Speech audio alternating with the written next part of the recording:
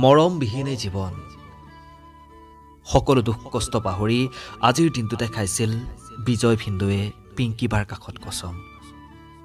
জীয়াই থকালৈকে সদায় তোমাৰ কাষতে ৰম মৰমক খুৱৰি তোমাৰ কাষ চাপিলো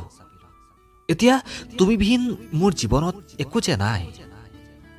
এতিয়া বিজয় ভিন্দু আৰু পিংকিবা আপোনালোক উৰে জীৱন সুখী হোৱা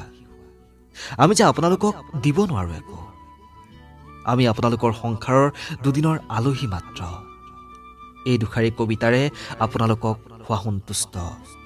এনেকৈ জনালো আপোনালোকক বিবাহ বাৰ্ষিকীৰ বহুত বহুত শুভেচ্ছা শুভকামনা ধন্যবাদ